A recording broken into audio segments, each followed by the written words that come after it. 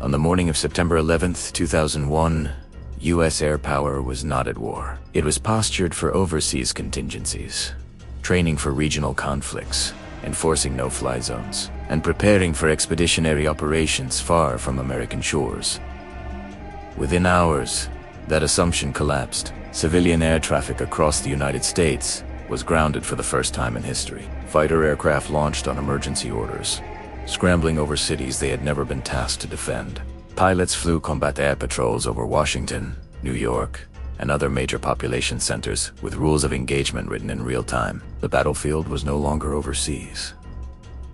It was domestic, immediate, and undefined. For decades, U.S. air power had been optimized to project force outward to gain air superiority abroad, strike enemy targets, and support joint forces in distant theaters. On 9/11s, that outward-facing posture flipped inward almost instantly. Air power became the last line of defense over American airspace. This was not just a response to a terrorist attack.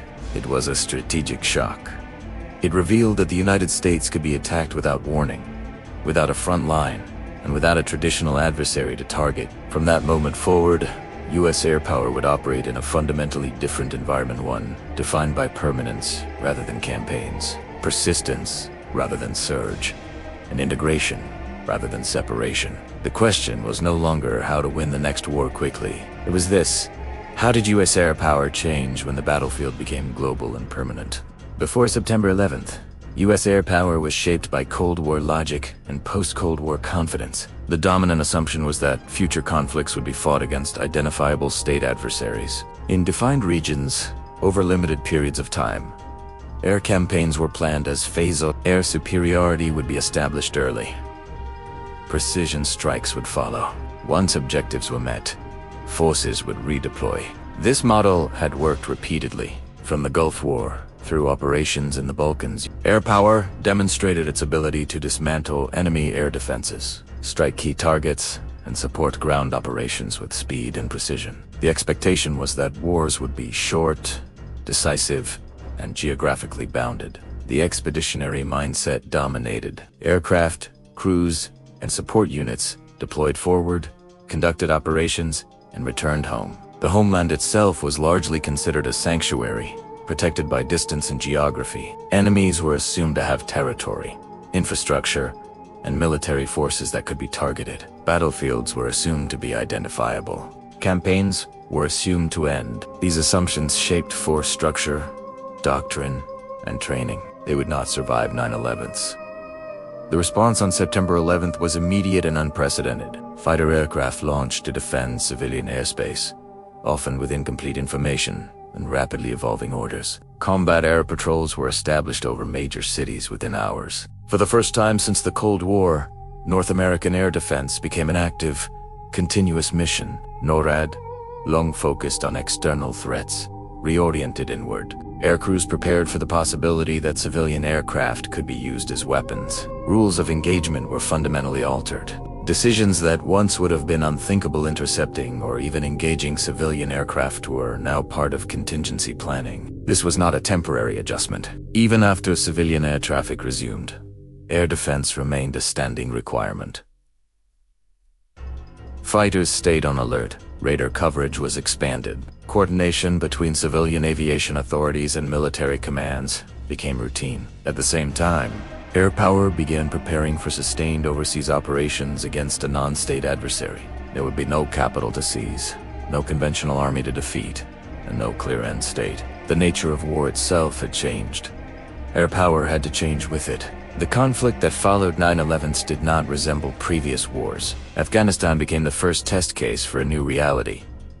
A conflict with no clear front lines, no defined battlefield, and no predictable timeline. Air power was no longer employed in short, concentrated campaigns. Instead, it operated continuously. Aircraft deployed, redeployed, and deployed again, often to the same regions, year after year. Rather than surging for a decisive phase, air power became a constant presence. Fighters, bombers, tankers, and surveillance aircraft flew daily missions over vast areas. The distinction between wartime and peacetime operations blurred. For aircrews, this meant repeated deployments, and sustained operational tempo. For planners, it meant rethinking how air power was generated, sustained, and integrated. Persistence replaced episodic dominance. The goal was no longer to win control of the air once, but to maintain it indefinitely. This shift reshaped not just how often aircraft flew, but what they were expected to do while airborne.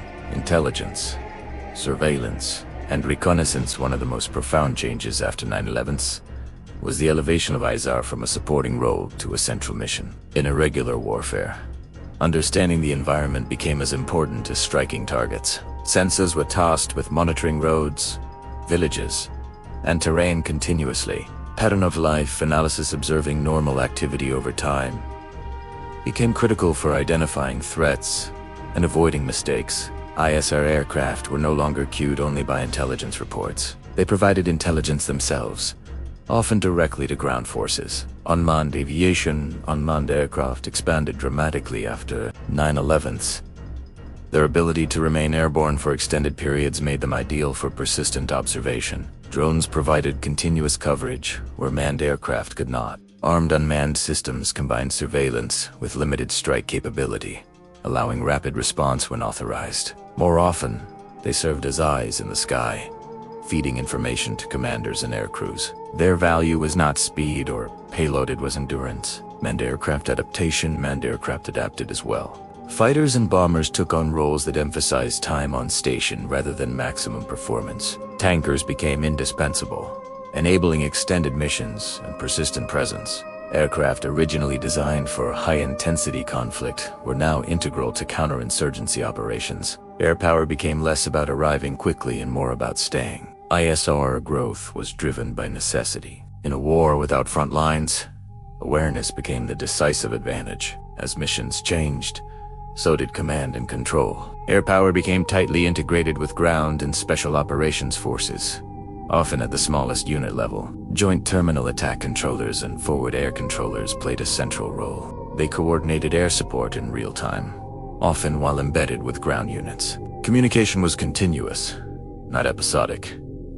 Decision-making became more decentralized. Air crews and controllers worked together to assess situations as they unfolded. Kill chains shortened, but human judgment remained essential. Technology enabled faster coordination, but it did not replace experience or trust. Air power became a partner in maneuver, not a distant supporting arm. This integration reshaped how air power was perceived, not as an external capability, but as part of the ground fight itself. After 9/11, Homeland defense became a permanent mission for U.S. air power. Combat air patrols, alert aircraft, and integrated radar coverage became routine. This mission existed alongside sustained overseas deployments. Fighters balanced domestic alert duties with expeditionary rotations. Air power was stretched across continents, tasked with defending the homeland while fighting abroad. Air defense was no longer a Cold War relic. It was a daily responsibility. Global presence also expanded. Bases, partnerships, and access agreements enabled rapid response across multiple theaters. Air power became both local and global, defending cities at home while operating persistently overseas. Sustained operations came at a cost. Aircraft accumulated flight hours far beyond original planning assumptions. Maintenance demands increased. Crews faced repeated deployments and long separations. Operational tempo strained readiness and personnel. Adaptation occurred continuously, but often under pressure rather than through deliberate reset. Doctrine evolved incrementally. Air power adjusted to the demands of irregular warfare without abandoning its foundational principles. The challenge was adaptation without exhaustion.